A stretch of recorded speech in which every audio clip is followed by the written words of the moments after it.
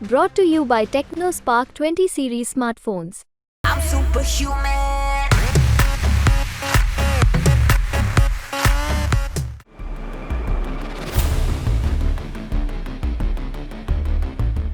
पाकिस्तान और चीन को एक ऐसा झटका लगा है जिसका अंदाजा उसे रातों रात नहीं था। भारत ने एक ऐसी डील कर ली है जिसने दोनों देश में गजब की तबाही मचा दी है। दरअसल भारत अगले 10 साल के लिए चाबहार पोर्ट के प्रबंधन के लिए ईरान के साथ एक समझौता कर चुका है। ये डील भारत को पाकिस्तान के ग्वादर पोर्ट और चीन के BRI पोर्ट से मुकाबला करने में मदद करने वाला साबित होगा।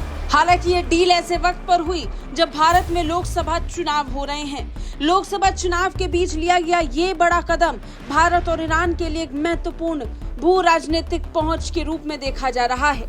ये भारत द्वारा किसी विदेशी पोर्ट का प्रबंधन अपने हाथ में लेने का पहला अवसर है। इसे लेकर विदेश मंत्री डॉक्टर जयशंकर ने कहा कि जब भी कोई दीर्घकालिक व्यवस्था संपन्न होगी तो बंदरगाह में बड़े निवेश का रास्ता साफ हो जाएगा। इसे लेकर सर्बानंद सोनोवाल ईरान की यात्रा पर भी हैं। ईरान जाते हुए सर्बानंद सोनोवाल की एक तस्वीर भी वायरल हुई।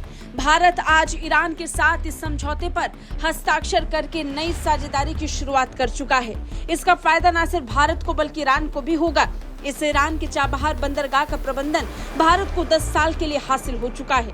इस कदम को भारत की ईरान और मध्य एशिया में भू राजनीतिक पहुंच के रूप में देखा जा रहा है। पहली बार है जब भारत विदेश में किसी बंदरगाह का प्रबंधन अपने हाथ में ले चुका है।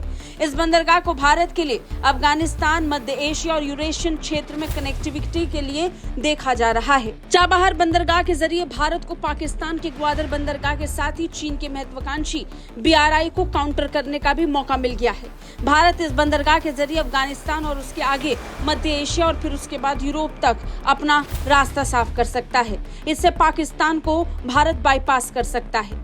चाबहार को आगे चलकर अंतर्राष्ट्रीय उत्तर दक्षिण परिवहन गलियारे यानी इंस्टेक से भी जोड़ने की योजना है, जो भारत को ईरान के माध्यम से रूस के सेंट पीटर्सबर्ग तक सीधे पहुंचा देगा। पीएम मोदी से लेकर लगातार ईरान के संपर्क में रहे हैं। 2016 में ईरान यात्रा के दौरान चाबहार बंदरगाह को विकसित किए जाने को लेकर समझौता हुआ। 2018 में तत्कालीन ईरानी राष्ट्रपति ने नई दिल्ली आने के साथ ही बंदरगाह की भूमिका को लेकर विस्तार से चर्चा की और 2024 में विदेश मंत्री डॉक्टर जयशंकर जब ईरान पहुंचे तब भी चाबहार बंदरगाह को लेकर दोनों के बीच बात हुई।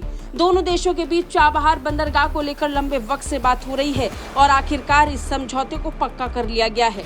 10 साल के लिए भारत अब इस पर काम करेगा। खास बात यह है कि इस बंदरगाह में अफगानिस्तान भी एक हिस्सेदार है। अफगानिस्तान के अलावा कजाकिस्तान, उज्बेकिस्तान जैसे संसाधन संपन्न लेकिन जमीन से घिरे मध्य एशियाई देश भी हिंद महासागर क्षेत्र और भारतीय बाजार तक पहुंच बना सकते हैं, जो निश्चित तौर पर पूरे क्षेत्र के लिए फायदे का साबित होगा।